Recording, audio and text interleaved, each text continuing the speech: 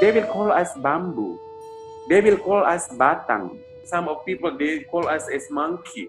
On the one hand, we have to struggle for racism here in Papua, and on the other hand, we have to struggle for our rights, our own rights as a transgender woman here in Papua. Day by day, it seems like we are visitors. This land is not ours. It's so sad. We are visitors in our homeland.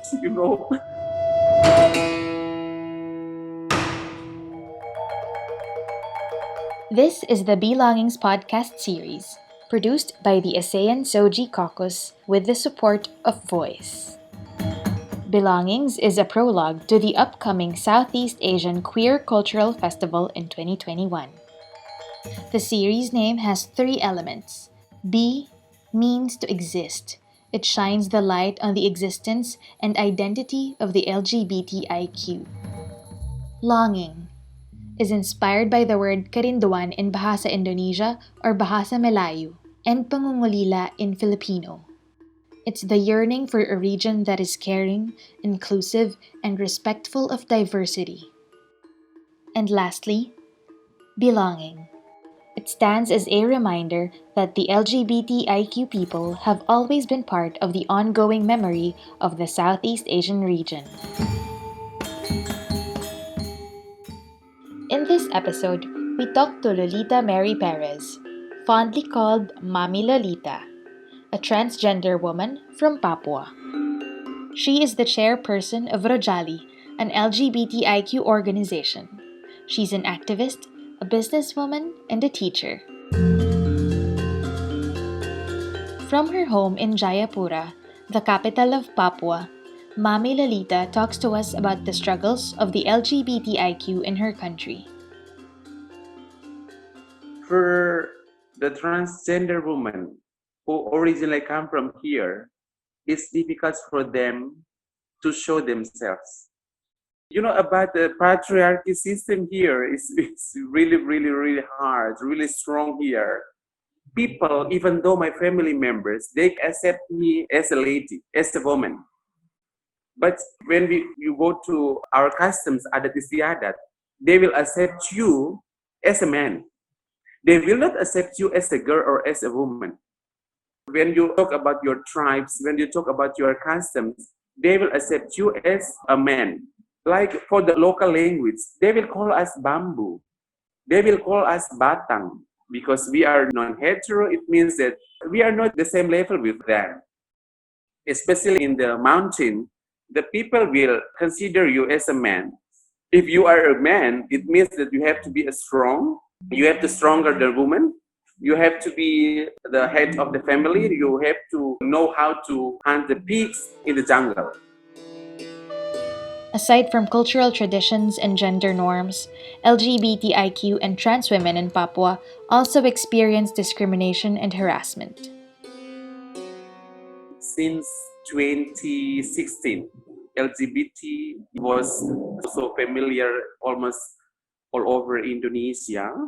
And it was so bad time for all of us because we also felt not really free to express ourselves because terminology of LGBT made many people afraid. That's why we tried not to really show ourselves. Internally, within the community, there is still stigma and discrimination. In our daily life, people, when they see us, they will call us as bamboo stick or stick, call us like bamboo, batang, banci, something like that, or transgender woman, something like that. And sometimes they get really angry to us, but one positive thing, our family doesn't like us as transgender women, yes. This is the reality. But even though in one hand, they don't like us as a trans woman, but on the other hand, they will come to protect us when somebody out of the family members try to hurt us because they have love. This is really great culture.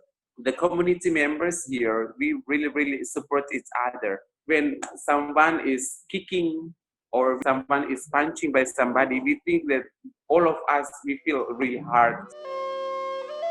There are glimmers of hope. as some people have become allies of the LGBTIQ community.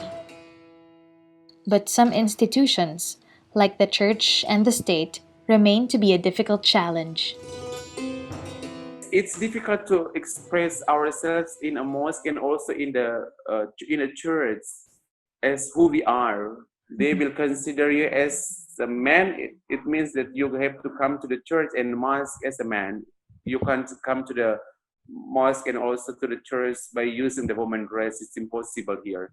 And discussing about religion is for me just wasting my time because I don't want to be a hypocrite. I just want to show myself as who I am. And also in governmental environment, it's pretty difficult here. I myself experienced I wanted to become a civil servant, but it was so difficult because they couldn't accept me as a transgender woman. That's why, I decided not to become a civil servant and I became a businesswoman until now. To add to the difficulties of being queer in a conservative society, a long standing layer of racism burdens Papua. Sometimes we just want to join the demonstration, so sometimes really afraid. On the one hand, you are struggling for the Papuan people, and on the other side, because you are afraid of being transgender. So when you get involved in the demonstration, you can imagine the risk.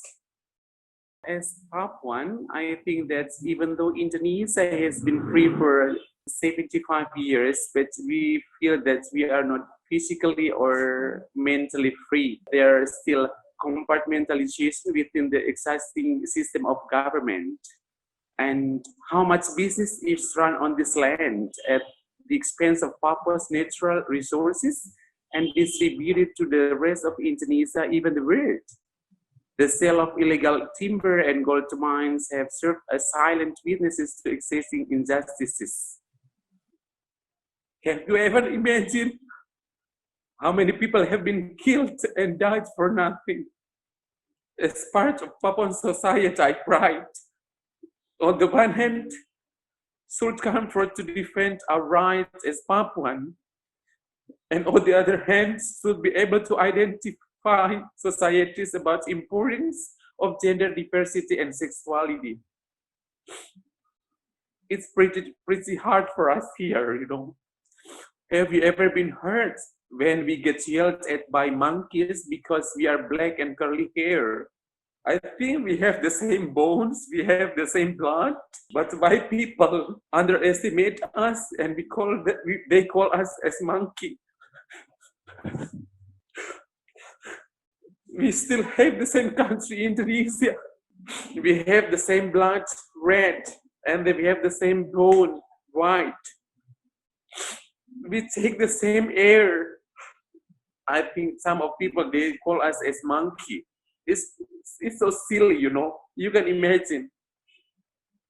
On the one hand, we have to struggle for racism here in Papua, and on the other hand, we have to struggle for our rights, our own rights as a transgender woman here in Papua. Day by day, it seems like we are visitors. This land is not ours. It's so sad. We are visitors in our homeland,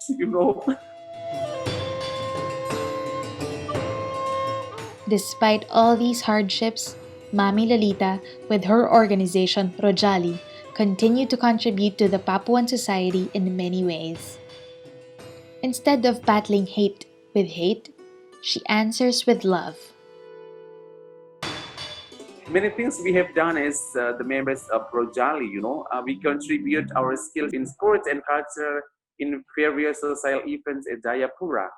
Example, Independence Day, Cultural March, Jayapura International AIDS Conference, and mobilize support for the victim of Santani flood. 4 times we went there to support not only for transgender women members, but also for all of the people. Here in our program, every week we clean the beach here. Just want to teach the people that we have to try to take care of the environment here. We contribute also to collective fundraising for the community members. for people who are living with HIV and transgender women in Morocco and other parts of Papua during pandemic. And and we are grateful that we have been on networking with transgender women throughout Indonesia, and we have made it easier to access assistance and education in LGBTIQ. That's why one of the transgender women in Jakarta died because he was burned by people, and then we support them by giving some money. Don't count the money, but please just see how our love to her. And also, some of transgender women in Aceh, there was a trouble when somebody tried to kill them by using knife, and we try to support them because we have the networking system around everywhere in Indonesia. We also involved in another community as a volunteers to educate children in their houses during pandemic. When we come to the class by using the woman dress, and the children is, oh my God, lady boy, oh my God, just like that. But we didn't care because we have love, and it probably is really strange for them. And then they just, oh my goodness, lady boy, just like that. And I told to my friends, no, you have to remember that we come here because of love. For now, they never see us from our performance, but they can see our love. And day by day, they can accept us as who we are. Love transcends boundaries. Love has no gender identity, sexual orientation, or expression. Love may transcend anything, including differences, race, ethnicity, religion, and ethnicity. To listen to more Belongings podcast episodes and to stay updated on the upcoming Southeast Asian Queer Cultural Festival in 2021, follow the ASEAN SOGI Caucus on Facebook, Instagram, or Twitter at ASEAN SOGI.